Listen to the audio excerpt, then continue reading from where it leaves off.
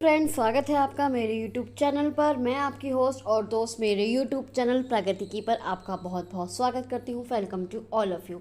अब आप लोग का यूपीएससी एपीएस का अब आप लोगों ने अपना जो फॉर्म है ऑनलाइन वो सबमिट कर दिया होगा, और मेरी उम्मीद है कि आपने अपने जो डॉक्यूमेंट्स हैं वो भी आपने रजिस्टर्ड के द्वारा भेज दिए होंगे आयोग में। रजिस्ट्री के द्वारा आपने आयोग में भेज दिए होंगे अपने डॉक्यूमेंट्स भी। तो अब आप लोगों का क्या होना बाकी है, अब आप लोगों का शॉर्ट हैंड होना बाकी है, जो आप डेट मान सकते हैं। बहुत से लोगों के मन में सबसे पहले मैं ये डाउट सॉल्व कर देती हूँ कि आपका एपीएस का जो शॉर्ट हैंड का एग्ज़ाम होगा वो आपका कब होगा।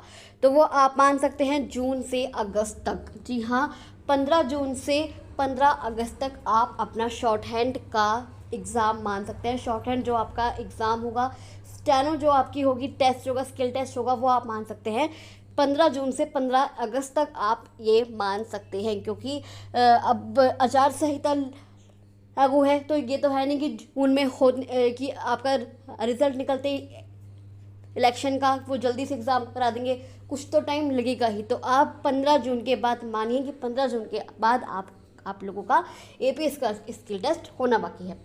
अब दूसरी बात कि आपका जो एपीएस का जो स्किल टेस्ट है, जो आपकी स्टेनो होगी, वो आप उसमें कितनी परसेंट एरर अलाउ है, या फिर कितनी गलतियां अलाउ है, ये आपके मन में डाउट होगा। तो आपको पता ही है कि 2013 की भर्ती फंसी हुई है। क्यों फंसी हुई है, इसका ये कारण है, आपको पता ही होगा कि सबसे पहले 2010 में जो एपीएस की वैकेंसी आई थी उसमें 5% आप लोगों की एरर अलाउ थी, लेकिन 2013 में भी 5% अलाउ थी, लेकिन कुछ कारणों की वजह से उन्होंने बाद में वो 8% कर दी, जिससे कुछ लोगों को ऑब्जेक्शन हुआ और उन्होंने कोर्ट में अर्जी डाल दी। तो उसकी भर्ती आज तक फंसी हुई है। उसका अब 3rd स्टेज कंप्यूटर का टेस्ट होना बाकी है, जो आई थिंक सितंबर में हो जाएगा। उन लोगों का कंप्यूटर का टेस्ट 2013 वालों का। अब बात करते हैं 2023 की। आज की बात करते हैं तो 2021 के बाद आपकी ये भर्ती फंस गई, जिसके बाद 2021 में आयोग ने ये बोल दिया कि इसमें कोई एरर अलाउ नहीं है। जी हाँ, कोई एरर का अब प्रोसेस ही नहीं है, एरर की अब कोई बात ही नहीं है। जो जितनी गलतियां करेगा उसके उतने ही नंबर काट दिए जाएंगे। जैसे कि आपका 75 नंबर का आपका ये स्टेनो है, आपको 1 मिनट में 80 वर्ड्स लिखने हैं, मतलब आपको 400 वर्ड्स लिखने हैं 5 मिनट में। 400 वर्ड्स आपको 5 मिनट में लिखने होंगे। तो वो अभी ये गलती बताई नहीं गई है कि आप लोग के कितने नंबर कटेंगे। मान लीजिए ये हुआ कि आप 20 गलतियाँ कर सकते हैं या 10 गलतियाँ कर सकते हैं, तो उसके हिसाब से आपके नंबर काट दिए जाएंगे। अभी ये बताया नहीं गया है। होप सो जब आपका एडमिट कार्ड आए या फिर उससे पहले भी यूपीएससी कोई एडवर्टाइजमेंट निकाल दे, कोई आपका विज्ञापन जारी कर दे कि इतनी गलती अलाउ है, वो कोई विज्ञापन जारी कर दे कि जैसे मान लीजिए 75 नंबर का आपका ये स्टेनो का एग्ज़ाम है, वो कहते हैं कि 65 नंबर तो आपको लाने ही लाने हैं, या 8 नंबर तो आपको लाने ही लाने हैं, वो कुछ ऐसा भी बोल सकता है। तो अभी उसके लिए कोई विज्ञापन जारी नहीं किया गया है। आप लोगों का जब एडमिट कार्ड आएगा या उससे पहले भी यूपीएससी कोई विज्ञापन जारी कर सकता है इस बारे में। उसके बाद आप लोगों की टाइपिंग होगी। टाइपिंग कितने नंबर की होगी? टाइपिंग आपकी 25 नंबर की होगी, लेकिन अभी उन्होंने स्पीड का कोई जिक्र नहीं किया है कि आप लोगों की कितनी स्पीड होनी चाहिए। सबसे पहले आपको एक ब्लैंक पेपर दिए जाएंगे। 3 आपके जो रूम होगा उसमें 3 आपके इंस्ट्रक्टर आएंगे। एक तो मेन होगा और 2 उनके कलीग्स होंगे। 3 इंस्ट्रक्टर्स आएंगे। वो आपको एक होता है ना ध्यांश, या फिर एक पैराग्राफ, वो कुछ ऐसा बोलेंगे कि आपको वो 400 वर्ड्स बोलेंगे। आपको उसे आपको वहाँ पर दिया जाएगा एक ब्लैंक पेपर। आपको उस ब्लैंक पेपर पर स्टेनो लैंग्वेज में उस गद्यांश को, उस पैराग्राफ को लिखना है। उसके बाद आपको 55 मिनट का टाइम दिया जाएगा उसे कंप्यूटर पर टाइप करने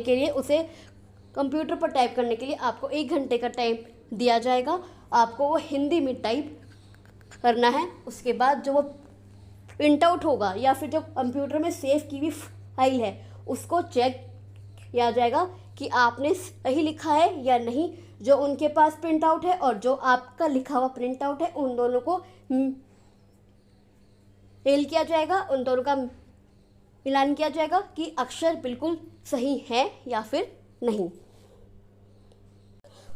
उसके बाद आप लोगों का टाइपिंग टेस्ट होगा। टाइपिंग टेस्ट आपका 25 नंबर का होगा।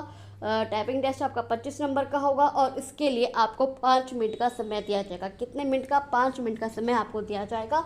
लेकिन अभी उन्होंने ये नहीं बताया है कि आपकी स्पीड कितनी होनी चाहिए, वो भी आपको जल्दी ही पता चल जाएगा, या तो जब एडमिट कार्ड आएगा या फिर उससे पहले ये कोई एडवर्टाइज निकालेंगे जिससे आपको पता चलेगा कि आपकी स्पीड कितनी होनी चाहिए। ये तो रही सेकंड स्टेज की बात। अब थर्ड स्टेज में क्या होगा?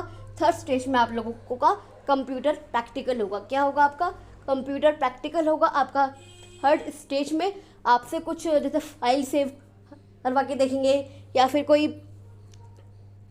मेल वगैरह या फिर कोई सॉफ्टवेयर पे कुछ भी ऐसा आप लोगों के लिए करा कर देखेंगे। 2013 में या 2013 में और इसमें क्या होता था, आपसे थ्योरेटिकली लिखवाया जाता था कि इस जैसे आपको कोई मेल करना है कि हमें इस शख्स को मेल करना है तो उसके स्टेप्स लिखिए। लेकिन अब ये बंद कर दिया गया। अब क्या करेंगे, आपको एक कंप्यूटर प्रोवाइड किया जाएगा। आपको उस कंप्यूटर पर जो वो कहेंगे आपको वो प्रैक्टिकली करके दिखाना है। तो ये है आपकी थर्ड स्टेज। तो ऐसे सेकंड स्टेज और फिर आपका थर्ड स्टेज आप लोगों का एग्ज़ाम होगा एपीएस का। और आपका एपीएस मान सकते हैं 15 जून से 15 अगस्त तक। तो तो ये जो भी गलती है वो आपको जल्दी ही पता चल जाएगा जैसे ही आपका यूपीएससी का कैलेंडर आएगा। जी हाँ, आपका यूपीएससी का कैलेंडर आप लोगों का अप्रैल फर्स्ट वीक में आने की पूरी संभावनाएं हैं। अप्रैल फर्स्ट वीक में आप लोगों का कैलेंडर आ सकता है, एग्ज़ाम कैलेंडर आ सकता है। तो चलिए मैं आपसे मिलती हूँ अगली वीडियो में। आई होप आपको ये वीडियो अच्छी लगी होगी, इन्फॉर्मेटिव लगी होगी। अगर आपको ये वीडियो अच्छी लगी तो आप इस वीडियो को लाइक कर सकते हैं, शेयर कर सकते हैं अपने फ्रेंड्स में, रिलेटिव्स में, और इस चैनल को सब्सक्राइब करके ज़रूर जाएगा, क्योंकि मैं आप लोग के लिए यूपीएससी, एसएससी और भी बहुत से गवर्नमेंट जॉब्स की notifications, updates, informations, results, cut off मैं आप लोग के लाती रहती हूँ। तो आप इस चैनल को सब्सक्राइब करके ज़रूर जाएगा। अगर आपको कोई कमेंट्स है तो आप मुझे कमेंट बॉक्स पर कमेंट कर सकते हैं, या फिर मेरे टेलीग्राम ग्रुप पर जुड़ जाइए और वहीं मुझसे कोई भी क्वेश्चन, कोई भी डाउट, कोई भी क्वेरी पूछ सकते हैं। तो चलिए मैं आपसे मिलती हूँ अगली वीडियो में। तब तक के लिए थैंक यू सो मच।